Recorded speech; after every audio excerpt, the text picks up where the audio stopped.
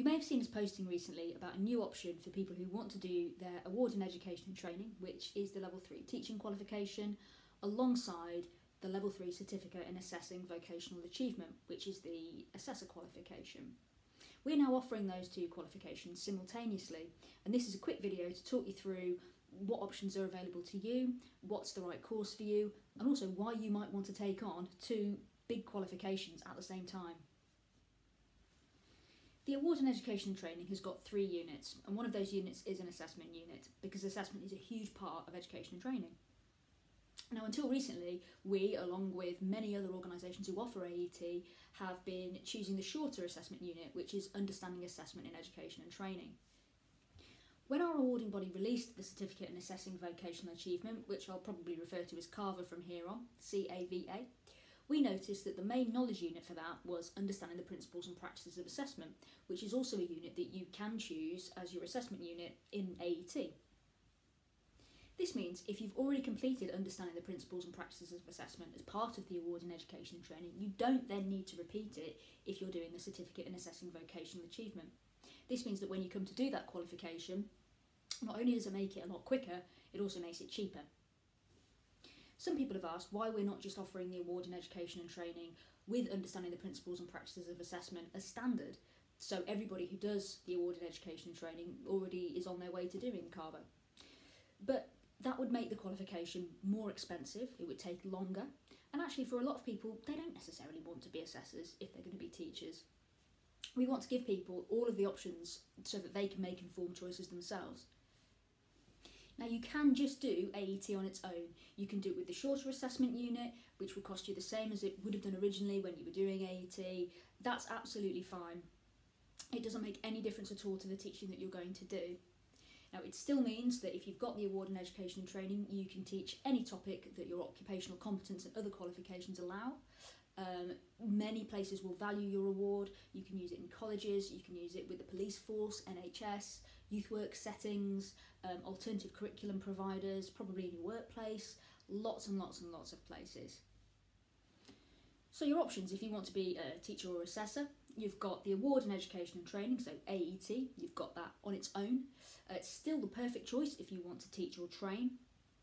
We offer that in a classroom, in a group, one-to-one, distance learning, combination distance classroom learning, lots of different options available. However, you do need to consider your awarding body's position on this, because some places don't want you to deliver their qualifications unless you have a teaching and an assessing qualification. But it really does depend on who your awarding body is and what it is that you're looking to teach. Now, if you're not looking to be an assessor long term, and if your awarding body are absolutely fine with it, then this is still the perfect choice. AET with upper is the award in education and training with Understanding the Principles and Practices of Assessment, UPPA. Now, this is a really good option if you're not in a position to do your assessor qualification straight away, or maybe you don't have the evidence to do your assessor qualification straight away, or maybe you just don't want to pay for the whole lot now, not in a position to. It's absolutely fine. This is a great option. What it means is that if and when you choose to do your full certificate in assessing vocational achievement, most of the work's done. Actually, all we need from you is some product evidence, we need to do some observations, we need to get some witness statements, things like that. AET with CAVA. CAVA is the Certificate in Assessing Vocational Achievement, so the full assessor qualification. That is what we're talking about. That's what we were talking about at the start of the video. That's mainly what we're talking about now. So this is the one that you need if you want to be a teacher and you want to be an assessor. Now, you would only really choose this option if you have students that are ready to be assessed straight away, and you've got people who can write you witness statements, and you're actually already in a kind of assessor role, or maybe you're volunteering in an assessor role, or maybe you can volunteer in an assessor role. Have a look at this flowchart, which is also available on our website, to help make the right choice. Now, in terms of payment, as I've said, you'll be saving money if you do the qualifications together. We do accept payment plans. Amanda is the person to speak to about that. Her details are at the bottom of the screen there.